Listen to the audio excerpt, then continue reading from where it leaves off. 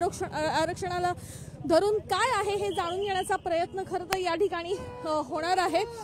मात्र आपण बघतोय की या ठिकाणी जे आहेत ते मराठा क्रांती ठोक मोर्चातर्फे जे आहेत ते आता आंदोलक गिरगाव चौपाटीवर उतरलेले देखील बघायला मिळत आहेत। घोषणाबाजी देताना या ठिकाणी दिसून येत आहेत। आपण बघतोय की जवळपास 12 ते 15 गाड्या ज्या आहेत त्या मराठा आंदोलकांच्या होत्या, ज्या देवेंद्र फडणवीस यांच्या घराकडे निघालेल्या होत्या।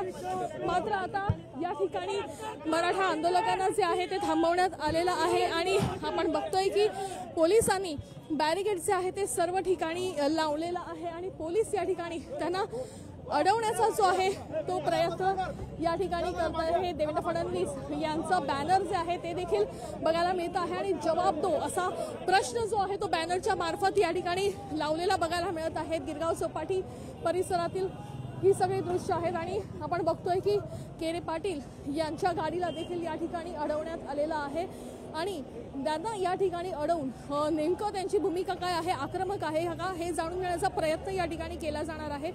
आंदोलक जे आहेत ते रस्त्यावर उतरलेले सध्या बघायला मिळत आहेत आणि पोलीस बंदोबस्त देखील या ठिकाणी जो आहे तो मोठ्या प्रमाणात तैनात केला असल्याचं जे आहे ते दिसून येत आहे।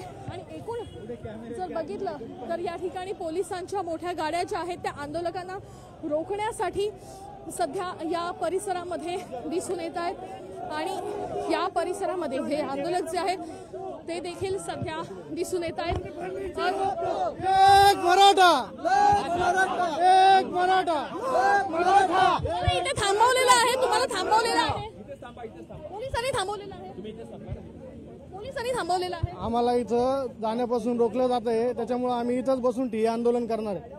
पण तुम्ही देवेंद्र फडणवीस यांचं खरं तर बॅनर या ठिकाणी घेतलेला आहे आणि जवाब दो असा प्रश्न विचारलाय। मग आम्हाला पोलीस प्रशासनाचे ताकद लावून आम्हाला इथं अडवण्यात आलं। मराठा समाजाच्या आरक्षणाच्या संदर्भात देवेंद्र फडणवीसनी आणि त्यांच्या पक्षाची भूमिका त्यांनी स्पष्ट करावी, त्यासाठी आम्ही त्यांच्या घरावरती मोर्चा घेऊन चाललेलो आहोत। परंतु आम्हाला कायदा सुव्यवस्थेच्या नावाखाली पोलिसांना पुढे करून इथं थांबवलेलं आहे। या सरकारचा आम्ही जाहीर निषेध करतो, कारण आम्ही आमच्या हक्काचं आरक्षण मागतोय। आम्ही कुणाकडे भीक मागत नाही। आमच्या हक्काचं आरक्षण देणार नसेल तर आम्ही जोपर्यंत निर्णय देत नाही तोपर्यंत आमचा एकही मराठा बांधव इथून हलत नाही। देवेंद्र फडणवीस यांच्याशी बातचीत करण्यासंदर्भात काही वेळ निश्चित केली आहे का? वेळ निश्चित केलेली होती। केरे पाटलांच्या संपर्कात सांगितलं होतं की आज आम्ही तुम्हाला 10 वाजेपर्यंत भेटू, परंतु आमचे मराठा बांधव काय एकत्र यायला काय थोडाफार उशीर झाला आणि त्यांनी त्यांची भूमिका जी काय आहे ती त्यांच्या माध्यमातून चॅनलच्या माध्यमातून स्पष्ट करावी, तोपर्यंत आम्ही इथून हलणार नाही आणि आमचं आंदोलन हे कायम चालूच राहणार। हे कुठेही आंदोलन थांबणार नाही, कारण की या ठिकाणी जे आहे ते मराठा आंदोलक आक्रमक झालेले बघायला मिळत आहेत। देवेंद्र फडणवीस यांच्याशी वेळ निश्चित झाली आहे, मात्र जे आहे ते आंदोलकांना आणि केरे पाटील यांना या ठिकाणी अडवण्यात आलं असल्याचं देखील दिसून आलेलं आहे। आपण बघतोय की या ठिकाणी मराठा नेते जे आहेत ते उतरलेले बघायला मिळत आहेत आणि गाडीतून त्यांना या ठिकाणी जे आहे पाठीवर करण्याचा प्रयत्न करण्यात आलेला आहे। हे सरकार फडणवीस साहेब, तुम्ही आमचा आवाज दाबू शकत नाही।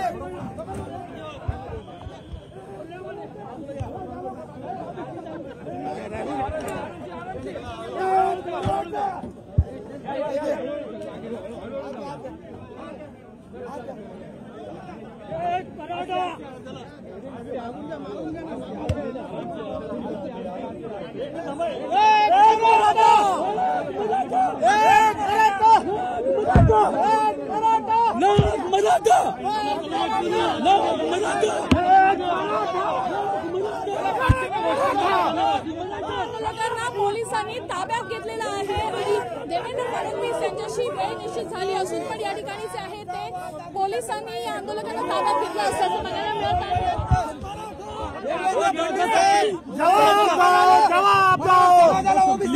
भेटायला पाहिजे की पाहिजे, तुमची भूमिका स्पष्ट करा। मराठा समाजाला तुम्ही दमदाटी करू शकत नाही। मराठा समाजाला आरक्षण भेटायला पाहिजे।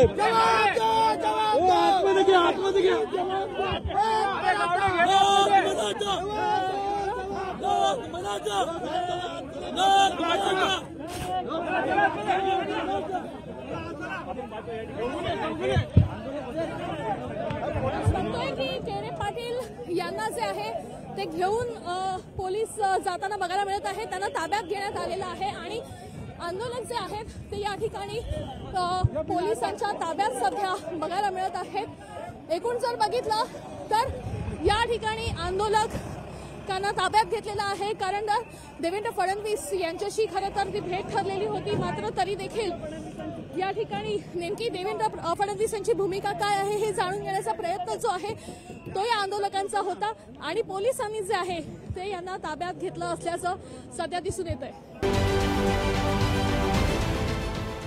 देश विदेशातील प्रत्येक घडामोडींचे लाईव्ह अपडेट मिळवण्यासाठी आता साम टीव्हीच्या सर्व सोशल मीडिया प्लॅटफॉर्मला लाईक, फॉलो आणि सबस्क्राईब करा.